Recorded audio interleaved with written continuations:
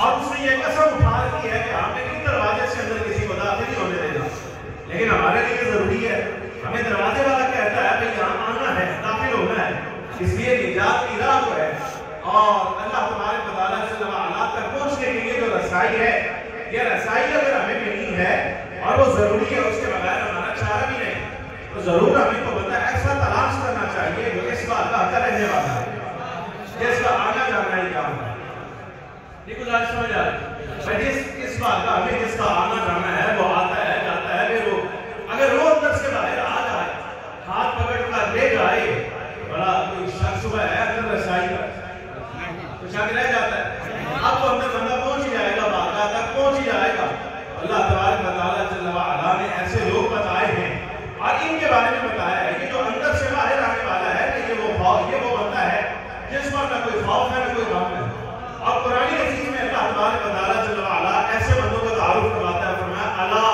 خبردار ان اولیاء اللہ لا خوف علیہم ولا هم یحزنون، بے شک اللہ کے ولی وہ ہیں، اللہ کے ولی وہ ہیں،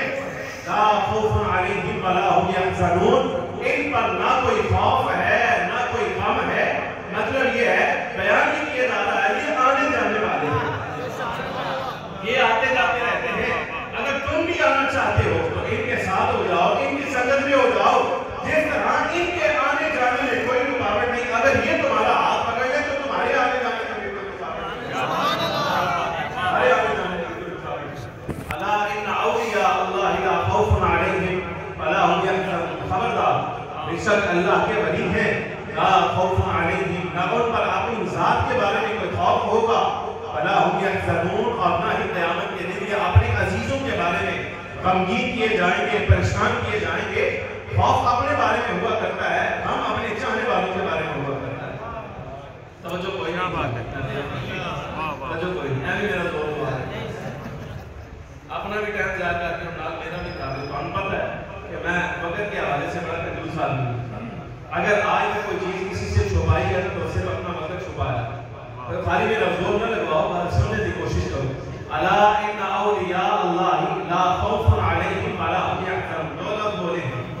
نہ ان پر کوئی خوف ہے اور نہ ہی غمگین ہوں گے۔ عربی زبان کے اندر جب اپنی ذات کے بارے میں خطرہ لاحق ہو جائے تو پریشانی آ جائے تو اس کیفیت کے لیے لفظ بولا جاتا ہے خوف کا، اور جس وقت آپ نے چاہنے والوں کے کسی متاع عزیز کے بارے میں، کسی اپنی قیمتی شہر کے بارے میں بندے کو پریشانی لاحق ہو جائے کہ کہیں اس کی وجہ سے مجھے نقصان نہ ہو جائے، تو اس کیفیت کو ہمیشہ غم کے ساتھ تعبیر کرتا ہے۔ کس کے ساتھ تعبیر کرتے ہیں؟ غم کے ساتھ۔ اللہ تبارک و تعالیٰ جل وعلا ارشاد فرماتا ہے ہمارے چاہنے والے یعنی اللہ کے ولی، اللہ کے دوست وہ ہیں، لا خوف علیہم، قیامت کے دن نہ انہیں اپنی ذات کے بارے میں کوئی خوف ہوگا، توجہ کوئی نہیں، توجہ کوئی نہیں، طبیعت خراب کرنے والی گل ہے، بار بار ٹیون بدل جانی، مسئلہ خراب ہو جائے گا۔ لا خوف علیہم، نہ انہیں اپنی ذات کے بارے میں کوئی خوف ہوگا، ولا هم یحزنون، اور نہ ہی قیامت کے دن وہ اپنے چاہنے والوں کے بارے میں پریشان کیے جائیں، نہ یہ اپنے چاہنے والوں کے بارے میں پریشان کیے جائیں، اپنے چاہنے والوں کے بارے میں پریشان بھی نہیں کیے جائیں گے۔ اور آپ اس بارگاہ تک آ گئے ہیں نا، اس بارگاہ تک آ گئے ہیں، حدیث مبارکہ میں دیکھیے، آپ پڑھیے، یہ بارگاہ ہے تو ایسی ہے خالی میرا ان کی طرف منہ بھی ہو جائے نا، منہ بھی ہو جائے، تو اللہ تبارک و تعالیٰ جل وعلا نیت کی صداقت کی وجہ سے، خالی ارادہ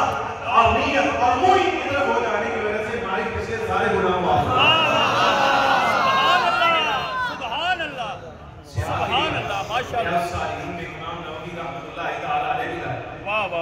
حضور مرمون سید العالمین صلی اللہ علیہ وآلہ وسلم فرماتے ہیں پچھلی امت کے بارے میں،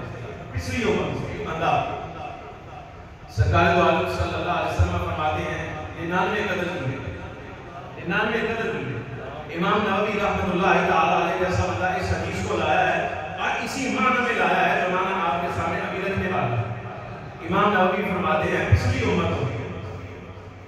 ایک بندے نے 99 بندے قتل کیے ناحق، اب ارادہ ہوا توبہ کر لیا، تو کسی راہب کے پاس چلا گیا اور جا کے ان سے مسئلہ پوچھا، کہا کہ میں نے 99 بندے مار دیے ہیں، کیا اگر میں اب توبہ کر لوں تو میری توبہ قبول ہو جائے گی؟ اس نے کہا تیرے سے بڑا گناہگار کون ہے؟ تیرے سے بڑا شاہکار خطاکار کون ہے؟ رب کا مجرم کون ہے؟ وہ 99 بندے مار کے آپ توبہ کرنا چاہتا ہے، اچھا دفعہ ہو جائے یہاں سے تیری کوئی توبہ نہیں۔ اچھا یہ کیا کرتا اس نے اس کو دھتکارا، وہ بندہ پہلے عادی تھا، اس نے کہا اچھا پھر 100 کا عادت پورا کرتے ہیں، اس نے طاہر کو بھی پھٹے چاہتے اس نے 100 کا عادت پورا کیا، تو اس موما بھی پرو دیتا سبارہ اس کو کسی نے بتایا، پھر یہ آپ مسئلہ پوچھنے کے لیے کسی اور سے پوچھا 100 بندے مار دیے ہیں، بتائیے ذرا اگر توبہ کر لوں تو قبول ہے؟ ہاں توبہ قبول ہے، لیکن توبہ کی جو صورت ہے تیری وہ یہ کہ فلاں بستی میں صالحین کی ایک جماعت ہے، نیک لوگوں کی ایک جماعت رہتی ہے، ان کے پاس چلا جا، وہاں جا کے وقت گزار، اللہ تبارک و تعالیٰ جل وعلا تیری توبہ قبول فرما لے گا۔ ہو گیا منہ ہوا، اجل آئی، وقت آیا، ابھی صالحین کی بستی کے پاس بھی نہیں پہنچا تھا، منہ ہوا تھا اس طرح، بہت آگے مر گیا، انتہا کر اب فرشتے آگے دونوں طرح کے عذاب والے فرشتے بھی آئے اور انہوں نے کہا کہ ہم ساتھ لے کر جائیں گے اس لیے کہ 100 بندے کا قاتل ہے، اتنا بڑا مجرم ہے، تو اس جرم کے ساتھ کہ رب کی رحمت کا حقدار کیسے ہو سکتا ہے؟ لہذا ہمارے ساتھ جائے۔ رحمت والے فرشتے بھی آئے، انہوں نے کہا جی نا یہ تمہارے ساتھ نہیں جا سکتا اس لیے کہ توبہ کا ارادہ کر چکا تھا اور صالحین کی طرف منہ کر گیا تھا، لہذا یہ ہمارے ساتھ جائے۔ اختلاف ہو گیا، اللہ تبارک و تعالیٰ جل وعلا نے جو عذاب کے فرشتے اور رحمت کے فرشتے ہیں ان کے اختلاف کو ختم کرنے کے لیے فیصلہ فرمایا بھائی دیکھو جس بستی سے چلا ہے اس بستی کے زیادہ قریب ہے یا جن کی طرف جا رہا تھا ان سے زیادہ قریب ہے؟ بھائی جہاں سے چلا تھا یہاں بستی کے قریب ہے یا جس طرف جا رہا تھا صالحین کے پاس، اللہ کے ولیوں کے پاس، ان کے زیادہ قریب ہے؟ تو جب ناپا گیا ویسے اس کی مسافت اتنی نہیں تھی، امام الانبیاء صلی اللہ علیہ وسلم فرماتے ہیں رب نے اپنی رحمت کے ساتھ، اپنے فضل کے ساتھ وہ فاصلہ جو پہلے قریب تھا پچھلی بستی کے اس کو سمیٹ دیا، اس کو زیادہ کر دیا، اور یہ صالحین کی بستی سے دور تھا، اللہ تبارک و تعالیٰ جل وعلا نے یہ فاصلہ سمیٹ دیا۔ جب ناپا گیا تو حقیقت کے برخلاف نکلا، باری تعالیٰ جل وعلا نے اپنی رحمت کے ساتھ صالحین کی بستی کے قریب کر دیا۔ اس کے صالحین کی بستی کے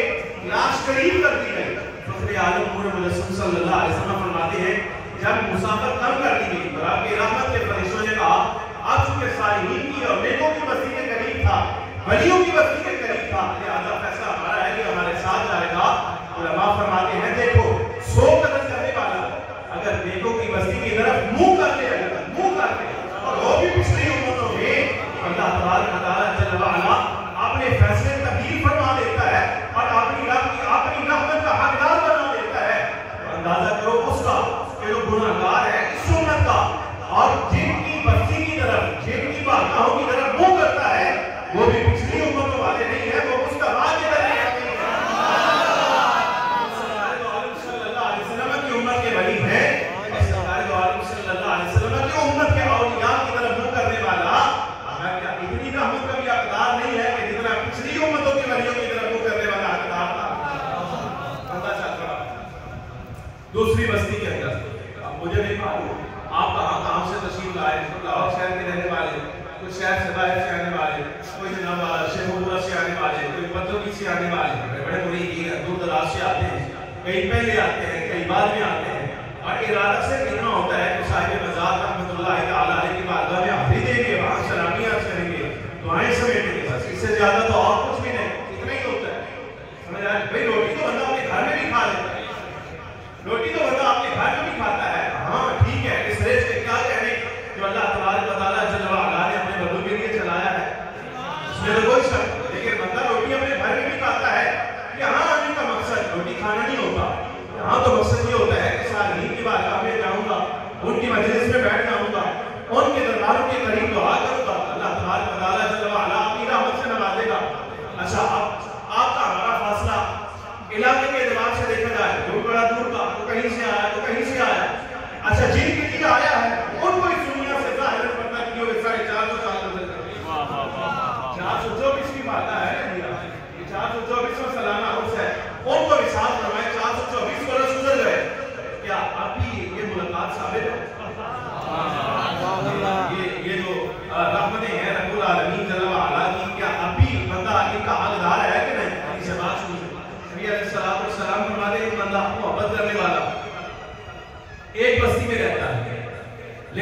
ساتھ محبت کرتا ہے، کوئی رشتہ داری نہیں، کوئی تعلق داری نہیں اس کے ساتھ، کوئی ایسا قریبی رشتہ نہیں کہ اس سے ذات ملاقات ہو جائے، محض یہ کہ اللہ کے لیے کسی کے ساتھ محبت کرتا ہے، بس اس کے علاوہ کوئی تعلق نہیں، وہ چلا اپنے علاقے سے۔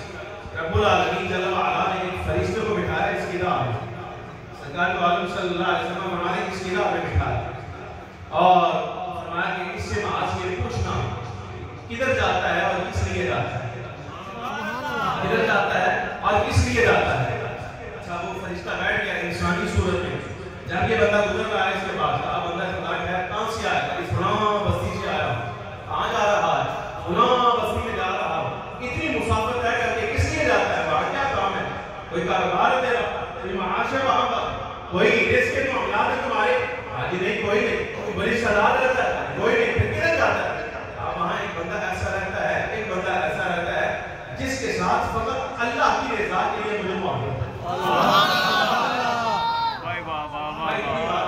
کہ میں اللہ کے لیے اس کے ساتھ محبت کرتا ہوں، میں معاذ اللہ کے لیے محبت کرتا ہے، معاذ اللہ کے لیے محبت کرتا ہوں، پکی بات ہے، ہاں بالکل پکی بات ہے، فوراً کہا میں تیرے رب کا بھیجا ہوا ہوں، رب العالمین جل وعلا پیغام دیتا ہے جس طرح تم ہماری رضا کے لیے بغیر تعلق داری، رشتہ داری، بغیر کسی ظاہری سبب کے ایک بستی میں رہ کر دوسری بستی میں رہنے والے ہمارے ایک بندے کے ساتھ محبت کرتا ہے، تو ہمارا اعلان ہے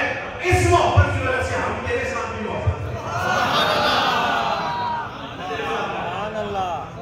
کیا بات ہے، رشتہ داری، یہ حدیث پاک ہے امام الانبیاء صلی اللہ علیہ وسلم کے ارشادات عالیہ ہیں، اور اب ان کی معیت کا فائدہ دیکھیں، ان کی معیت کا فائدہ۔ حضرت انس بن مالک رضی اللہ تعالی عنہ اس حدیث پاک کے راوی ہیں، جامع صحیح بخاری کتاب الفضائل میں یہ حدیث پاک موجود ہے۔ حضور پرنور سید العالمین صلی اللہ علیہ وسلم کی حدیث پاک، آقا دو عالم صلی اللہ علیہ وسلم سے ایک بندہ حاضر ہوا، سوال کرتا ہے یا رسول اللہ قیامت کا تعین جو قیامت کب آئے، متی الساعہ، جو قیامت قائم کب ہوگی۔ امام الانبیاء صلی اللہ علیہ وسلم فرمایا اتنا بڑا سوال کر رہا ہے، وہ حساب کتاب کا دینا، وہ جانچ پڑتال کا دینا، وہ تفتیش کا دینا، وہ رب کی نعمت نے کہاں استعمال کی ہے، کیسے خرچ کی ہے، اس کے حساب کا دینا ہے۔ اللہ کو تیاری کی ہے، یا رسول اللہ تیاری تو کوئی نہیں، تفسیر فاضل کے لفظ ہے، وہاں حدیث بات موجود ہے، یا رسول اللہ اگر تیاری کا معنی یہ ہے کہ بہت زیادہ نمازیں پڑھی ہیں تو کوئی نہیں، بہت زیادہ روزے رکھے ہیں، اگر حضور آپ کا مقصد یہ ہے تو روزے بھی اتنے زیادہ بھی کوئی نہیں۔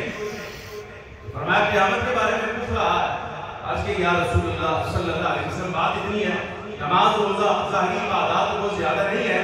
ہاں اتنی تیاری ضرور لگتی ہے، اتنی تیاری ضرور لگتی ہے، میں اللہ کے ساتھ اور اس کے رسول کے ساتھ محبت کرتا ہوں، اللہ کے ساتھ اور اس کے رسول کے ساتھ محبت کرتا ہوں۔ امام الانبیاء صلی اللہ علیہ وسلم خاموشی اختیار فرمایا، کچھ دیر گزر گئی، امام الانبیاء صلی اللہ علیہ وسلم کچھ دیر کے بعد وحی کی کیفیات ہے، فخر عالم صلی اللہ علیہ وسلم کا وحی کی کیفیات، حضور خاموش ہو جائیں تو وہاں انتظار میں بھی حکمت ہوا کرتی ہے۔ فخر عالم صلی اللہ علیہ وسلم آپ کا ارادہ یہ تھا کہ خاموشی اختیار کی جائے اور انتظار کیا جائے، دیکھتے ہیں بارگاہ الہی سے اس کے ہاتھ میں کیا سرنامات ہے، کیا پیغامات۔ کچھ دیر سرور عالم صلی اللہ علیہ وسلم نے خاموشی اختیار کی، حدیث پاک کے لفظ ہیں، فخر عالم صلی اللہ علیہ وسلم نے پوچھا، فرمایا وہ بندہ کہاں ہے، سائل کہاں ہے، این السائل، وہ بندہ کہاں ہے جو ابھی پوچھ رہا تھا قیامت کب آئے، آنا یا رسول اللہ صلی اللہ علیہ وسلم، ہاتھ اٹھایا یا رسول اللہ میں یہاں ہوں۔ فرمایا سن تیرا جواب یہ ہے، تو نے کہا تھا نماز روزہ کوئی زیادہ نہیں، لیکن یہ ہے کہ اللہ اور اس کے رسول کے ساتھ محبت رکھتا ہوں۔ سن جواب آیا ہے، جواب یہ ہے المرء مع من احب، اور ایک روایت کے لفظ یہ ہے انت مع من احببت، فرمایا خوش ہو جا، قیامت کے دن اسی کے ساتھ اٹھایا جائے گا جس کے ساتھ دنیا میں۔